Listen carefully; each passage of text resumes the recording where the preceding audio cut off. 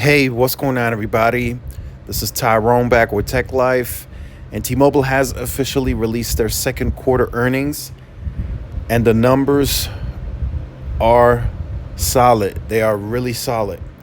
So T-Mobile delivers industry-leading growth in customers, service revenue, and profitability in Q2, raises 2024 customer and cash flow guidance. So they did it again. This is another raise and beat quarter. So let's look at the numbers here briefly before I jump on the call. So postpaid net account additions of 301,000, best in industry. Postpaid net customer additions of 1.3 million, best in industry, crossed 100 million postpaid customer milestone. Postpaid phone net customer additions of 777,000, best in industry, highest Q2 in company history, and postpaid phone churn at 0.80, so lower than Verizon but higher than AT&T. So AT&T came in at around 418,000 customers, but AT&T had a churn of I think it was zero.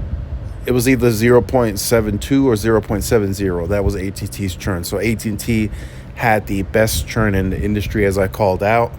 But I am quite surprised that T-Mobile had a churn as low as they did at 0.80.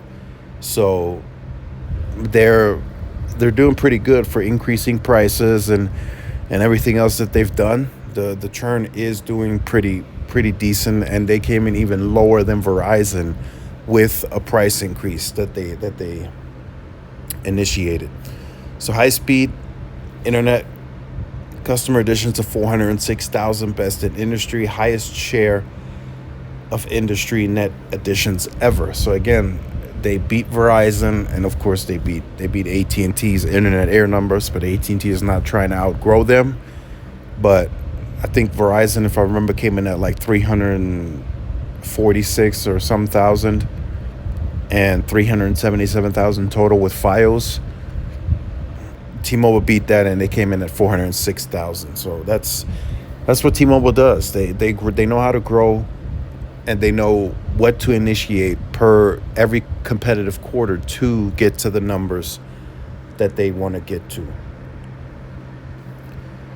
So the finances are looking solid for T-Mobile. I mean, service revenue came in $16.4 billion. That grew 4% year over year, best in industry. Postpaid service revenue of $12.9 billion, grew 7% year over year. Net income of $2.9 billion, grew 32% year over year, best in industry growth. Earnings per share of 2.49, grew 34%. So you can see adjusted free cash flow, $4.4 billion, record high, grew 54% year over year. And they are raising the free cash flow for the year as well. So this is an interesting one. 5G traffic today is sitting at 87% carried on sites with 3 spectrum layers, delivering an incredible, consistent network experience. So they're not even talking about four spectrum or five carrier aggregation. They're talking about 3 carrier aggregation, probably an average across the nation. So 87% is now. I mean, now the overall network is really the 5G network for T-Mobile. And that's probably what they're going to hint at talk about during the quarterly earnings. Just one negative for me, picking apart this report before I jump on the call, they decreased CapEx for the year by $100 million. I saw it listed in the full outlook. So you can see it here, the CapEx. They are expecting to come in between 8.7 and 9.1 billion versus the 8.6 to 9.4 billion. So they dropped it by 100 million total, and they're going to come in at a lower number. So that's the only thing for me that's a bit concerning. But I'll tune into the call right now, see what they talk about during the Q&A. and then I will update you guys in a video later on. But I think overall this is a very strong, solid quarter for T-Mobile, especially coming off of price increases. That's